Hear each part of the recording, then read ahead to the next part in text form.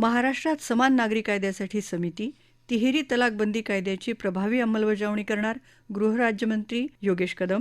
प्रत्येक पोलीस ठाण्यात अंमली पदार्थ विरोधी पथक उभारणार मुख्यमंत्री देवेंद्र फडणवीस यांची विधानसभेत ग्वाही. एसटी कर्मचाऱ्यांना राज्य सरकारी कर्मचाऱ्यांप्रमाणे महागाई भत्ता, प्रताप सरनाईक यांचे विधानसभेत निवेदन. अधिवेशन काळात प्रभारी मंत्री नियुक्तीवरून विरोधकांचा सभात्याग. ही होती आजच्या कामकाजातील ठळक वैशिष्ट्ये. राज्यात समान नागरी कायद्याची अंमलबजावणी करण्यासाठी आणि त्यासंदर्भातील कायदेशीर मसुदा तयार करण्यासाठी निवृत्त न्यायमूर्तींच्या अध्यक्षतेखाली एक उच्चस्तरीय समिती गठीत करण्यात आल्याची माहिती गृहराज्यमंत्री योगेश कदम यांनी विधानसभेत दिली. मुख्यमंत्री देवेंद्र फडणवीस यांनी यासंदर्भात स्पष्ट सूचना दिल्या असून राज्य सरकार हा कायदा लागू करण्यासाठी 100% प्रयत्नशील असल्याचंही गृहराज्यमंत्र्यांनी स्पष्ट केलं. भाजप सदस्य देवयानी फरांदे यांनी तिहेरी तलाक आणि बहुपत्नीत्व प्रथेमुळे होणाऱ्या महिला अत्याचारांबाबत मांडलेल्या लक्षवेधी सूचनेवर राज्यमंत्री कदम उत्तर देत होते. गृहराज्यमंत्री योगेश कदम यांनी नाशिकमधील एका ताज्या प्रकरणाचा हवाला देत राज्यात आता फोन, व्हॉट्सअप किंवा ईमेलवरून तलाक देता येणार नाही आणि कोणत्याही महिलेवर अन्याय होऊ दिला जाणार नाही असं स्पष्ट केलं. राज्यात अंमली पदार्थ विरोधी मोहीम अतिशय गतिमान केल्यामुळे जानेवारी ते एप्रिल 2026 या अवघ्या 4 महिन्यांच्या कालावधीत राज्यभरातून तब्बल 254 कोटी 53 लाख रुपयांचे अंमली पदार्थ जप्त करण्यात आले आहेत. वाढत्या नार्कोटिक्स आव्हानांचा मुकाबला करण्यासाठी राज्यातील प्रत्येक पोलीस ठाण्यात अंमली पदार्थ विरोधी पथक उभारण्यात येणार असून अंमली पदार्थ विरोधी लढ्यात उत्कृष्ट कामगिरी करणाऱ्या अधिकाऱ्यांना विशेष वेतन आणि पसंतीची नियुक्ती दिली जाईल अशी घोषणा गृहमंत्री आणि मुख्यमंत्री देवेंद्र फडणवीस यांनी सभागृहात केली. तसंच ज्या पोलीस ठाण्याच्या हद्दीत वारंवार अंमली पदार्थ सापडेल तिथल्या वरिष्ठ पोलीस निरीक्षकाला जबाबदार धरून त्याच्यावर कठोर कारवाई केली जाईल असा इशाराही मुख्यमंत्र्यांनी दिला. अंमली पदार्थांच्या विरोधातील ही लढाई एकट्या पोलिसांच्या भरोश्यावर जिंकता येणार नाही. म्हणून गृह, महसूल, उद्योग, वैद्यकीय शिक्षण, शालेय शिक्षणासह शासनाच्या एकूण 15 विभागांचा एकत्रित टास्क फोर्स तयार करण्यात आला आहे. मुंबईतील जवळपास 3000 शाळा कॉलेजांच्या आवारात अंमली पदार्थ विरोधी जनजागृती मोहीम राबवली जात असून आजूबाजूचे टपऱ्या, ठेले उद्ध्वस्त केले जात आहेत. तसंच अंमली पदार्थांची माहिती देणाऱ्यांचे नाव गुप्त ठेवून त्यांना पारितोषिक दिले जाईल असं मुख्यमंत्र्यांनी सांगितलं. या चर्चेत आमदार योगेश सागर, नितीन राऊत, जयंत पाटील, अमीन पटेल आणि जितेंद्र आव्हाड यांच्यासह अनेकांनी सहभाग नोंदवला. महाराष्ट्र राज्य मार्ग परिवहन महामंडळ अर्थात एसटीच्या सुमारे 86,000 कर्मचाऱ्यांसाठी महायुती सरकारनं ऐतिहासिक निर्णय घेतला असून राज्य सरकारी कर्मचाऱ्यांप्रमाणेच एसटी कर्मचाऱ्यांनाही महागाई भत्ता, घरभाडे भत्ता आणि वार्षिक वेतनवाढीत वाढ मंजूर करण्यात आल्याची माहिती परिवहन मंत्री तथा एसटी महामंडळाचे अध्यक्ष प्रताप सरनाईक यांनी विधानसभेत निवेदनाच्या माध्यमातून दिली. मुंबईसह राज्यात अनेक खासगी वाहतूकदारांकडून अवैधरित्या पार्सल वाहतूक सुरू आहे. या अवैधरित्या पार्सल वाहतूक करणाऱ्या वाहन चालक आणि मालकांचे परवाने रद्द करण्याची कारवाई करण्यात येत आहे. मात्र यापुढे वारंवार अवैध पार्सल वाहतूक करणाऱ्यांची परवाने रद्द करण्यात येणार असल्याची माहिती परिवहन मंत्री प्रताप सरनाईक यांनी यासंदर्भात सदस्य शंकर जगताप यांनी मांडलेल्या तारांकित प्रश्नाच्या उत्तरात दिली. पावसाळी अधिवेशन काळात विधानसभा कामकाजासाठी अध्यक्ष राहुल नार्वेकर यांनी तालिका अध्यक्षांची नियुक्ती सभागृहात जाहीर केली. सदस्य योगेश सागर, अर्जुन खोतकर, प्रतापराव पाटील चिखलीकर, सुनील शेळके, कैलास पाटील, हेमंत ओगले, राजू खरे, समीर कुणावार आणि समाधान अवताडे यांची विधानसभा तालिका अध्यक्षपदी नियुक्ती करण्यात आल्याचं विधानसभा अध्यक्ष नार्वेकर यांनी जाहीर केलं.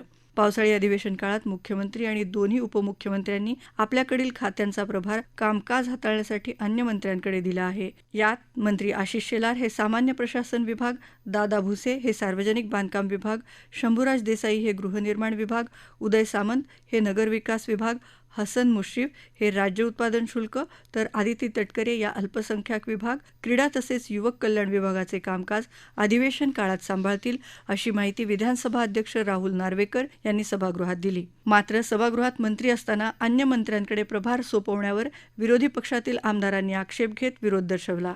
मात्र अध्यक्षांनी मागील काळातही अशी व्यवस्था करण्यात आल्याची आठवण विधानसभाध्यक्षांनी करून दिली. त्यांच्या या स्पष्टीकरणानं विरोधकांचं समाधान झालं नाही आणि त्यांनी सभात्याग केला. सभागृहाचं कामकाज सुरू असून समालोचन लिहीपर्यंत नियम 293 अन्वये शेतकी प्रश्नांवरील चर्चा सुरू आहे. शिवभोजन केंद्रांना गॅस पुरवठ्याबाबत शासन सकारात्मक. अन्न आणि नागरी पुरवठा मंत्री छगन भुजबळ यांची माहिती. छत्रपती संभाजीनगरमधील स्मार्ट सिटी रुग्णालयासाठी महानगरपालिकेमार्फत 10 कोटी रुपये देणार मंत्री उदय सामंत यांची माहिती. मुंबईतील किंग एडवर्ड मेमोरियल रुग्णालयाच्या नामांतराबाबत अद्याप निर्णय नाही. राज्य सरकारी कर्मचाऱ्यांप्रमाणे एसटी कर्मचाऱ्यांना महागाई भत्ता, घरभाडे भत्ता आणि वार्षिक वेतनवाढीत वाढ. परिवहन मंत्री प्रताप सरनाईक यांची घोषणा. स्थानिक प्राधिकारी मतदारसंघातून निवडून आलेल्या 16 सदस्यांना सदस्यत्वाची शपथ. ही होती विधान परिषदेच्या आजच्या कामकाजाची काही क्षणचित्रे. राज्यातील शिवभोजन केंद्रांना व्यावसायिक गॅसचा पुरवठा सुरळीत करण्यासाठी शासन सकारात्मक असून काही कारणांमुळे बंद पडलेली शिवभोजन केंद्रे लवकरच पुन्हा सुरू करण्यात येतील, अशी माहिती अन्न, नागरी पुरवठा आणि ग्राहक संरक्षण मंत्री छगन भुजबळ यांनी प्रश्नोत्तराच्या तासादरम्यान दिली. राज्यातील विशेषतः पुणे आणि पिंपरी चिंचवड परिसरातील शिवभोजन केंद्रांना व्यावसायिक गॅस पुरवठा करण्याबाबत सदस्य उमा खापरे यांनी उपस्थित केलेल्या प्रश्नाला उत्तर देताना मंत्री भुजबळ यांनी शासनाची भूमिका स्पष्ट केली. शिवभोजन योजनेच्या प्रभावी अंमलबजावणीसाठी आवश्यक आर्थिक तरतूद करण्यात आली आहे. काही ठिकाणी व्यावसायिक गॅस पुरवठ्यात अडचणी निर्माण झाल्या होत्या. मात्र अशा परिस्थितीतही संबंधित केंद्रांनी पर्यायी व्यवस्था करून लाभार्थ्यांना भोजन उपलब्ध करून दिलं असून राज्यातील 42 पैकी 41 शिवभोजन केंद्रे नियमितपणे कार्यरत असल्याची माहितीही त्यांनी दिली. ज्या शिवभोजन केंद्रांमध्ये काही काळ गॅस पुरवठ्यामुळे अडचणी निर्माण झाल्या होत्या, ती केंद्रे पुन्हा सुरू करण्यासाठी आवश्यक ती कारवाई करण्यात येत आहे. तसंच ज्या भागांमध्ये सिटी गॅस वितरण व्यवस्था उपलब्ध आहे, तेथील शिवभोजन केंद्रांनी अर्ज केल्यास त्यांना पाईपलाईनद्वारे गॅस पुरवठा उपलब्ध करून देता येईल, असंही त्यांनी नमूद केलं. छत्रपती संभाजीनगर येथील स्मार्ट सिटी अंतर्गत उभारण्यात आलेल्या रुग्णालयाच्या कार्यान्वयनासाठी आवश्यक निधी तातडीनं उपलब्ध करून देण्याबाबत राज्य शासन सकारात्मक असून महानगरपालिकेला 10 कोटी रुपये उपलब्ध करून देण्याचे निर्देश दिले जातील, अशी माहिती मंत्री उदय सामंत यांनी प्रश्नोत्तराच्या तासात दिली. सदस्य विक्रम काळे यांनी याबाबत प्रश्न उपस्थित केला होता. मंत्री सामंत म्हणाले की छत्रपती संभाजीनगर स्मार्ट सिटी प्रकल्पासाठी केंद्र शासन, राज्य शासन आणि महानगरपालिका यांच्या संयुक्त सहभागातून सुमारे 900 कोटी रुपयांचा निधी मंजूर करण्यात आला आहे. त्यातून अत्याधुनिक रुग्णालयाची उभारणी करण्यात आली आहे. रुग्णालयातील वैद्यकीय उपकरणं, मनुष्यबळाची नेमणूक तसंच अन्य आवश्यक कामांसाठी 10 कोटी रुपयांचा निधी उपलब्ध करून देण्याबाबत राज्य शासनाकडून आजच महानगरपालिकेला निर्देश दिले जातील. छत्रपती संभाजीनगरमधील हे स्मार्ट सिटी योजनेअंतर्गत उभारण्यात आलेले महत्त्वाचे आरोग्य केंद्र असून नागरिकांना दर्जेदार आरोग्यसेवा उपलब्ध व्हावी, यासाठी शासन आवश्यक ती सर्व कार्यवाही करेल. मुंबईतील किंग एडवर्ड मेमोरियल रुग्णालयाच्या नामांतराबाबत अद्याप काहीही निर्णय झालेला नसून मुंबईकरांच्या मनातील निर्णयच राज्य सरकार घेईल, याची ग्वाही मंत्री उदय सामंत यांनी दिली. सदस्य मिलिंद नार्वेकर यांनी उपस्थित केलेल्या प्रश्नाला ते उत्तर देत होते. या रुग्णालयाचे नाव कौशल्यश्रेष्ठ एकलव्य स्मारक रुग्णालय करावे, असा प्रश्न कौशल्य, रोजगार, उद्योजकता आणि नाविन्यता मंत्री मंगल प्रभात लोढा यांनी दिल्याची माहिती मंत्री सामंत यांनी दिली. परंतु रुग्णालयाचे नामांतर करण्याआधी त्याचे परिणाम काय होतील, याचा पूर्णपणे अभ्यास केल्यानंतर नामांतराबाबत निर्णय घेण्यात येईल, असंही त्यांनी स्पष्ट केलं.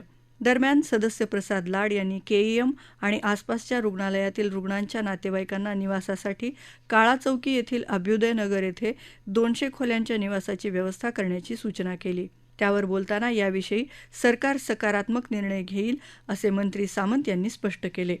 महाराष्ट्राची जीवनवाहिनी असलेल्या महाराष्ट्र राज्य मार्ग परिवहन महामंडळाच्या सुमारे 86,000 कर्मचाऱ्यांसाठी महायुती सरकारनं ऐतिहासिक निर्णय घेतला असून राज्य सरकारी कर्मचाऱ्यांप्रमाणेच एसटी कर्मचाऱ्यांनाही महागाई भत्ता, घरभाडे भत्ता आणि वार्षिक वेतनवाढीत वाढ मंजूर करण्यात आली आहे, अशी घोषणा परिवहन मंत्री तथा एसटी महामंडळाचे अध्यक्ष प्रताप सरनाईक यांनी केली. विधान परिषदेत निवेदन करताना मंत्री सरनाईक म्हणाले की 22 जून रोजी उपमुख्यमंत्री एकनाथ शिंदे यांच्या सूचनेनुसार एसटीच्या सर्व कामगार संघटनांची बैठक घेतली. एसटी ही केवळ एक परिवहन संस्था नसून महाराष्ट्रातील सर्वसामान्य जनतेची जीवनवाहिनी आहे. या सेवेचा खरा कणा म्हणजे एसटीचे कर्मचारी आहेत. उन्हाळा, पावसाळा आणि कोणतेही संकट असो, प्रवाशांच्या सेवेसाठी स्वतःच्या कुटुंबापेक्षाही कर्तव्याला प्राधान्य देणाऱ्या कर्मचाऱ्यांच्या न्याय्य मागण्यांची दखल घेणं हे शासनाचं कर्तव्य असल्याचं त्यांनी नमूद केलं. ते पुढे म्हणाले की मुख्यमंत्री देवेंद्र फडणवीस, उपमुख्यमंत्री एकनाथ शिंदे आणि उपमुख्यमंत्री सुनेत्राताई पवार यांच्या नेतृत्वाखालील महायुती सरकारनं कर्मचाऱ्यांच्या भावना आणि न्याय्य अपेक्षांचा आदर करून हा महत्त्वपूर्ण निर्णय घेतला आहे. त्यानुसार महागाई भत्ता 53% वरून 58%, घरभाडे भत्ता 8 16-24% 10-20-30% आणि वार्षिक वेतन वाढीचा दर 2% 3% करण्यात आला आहे.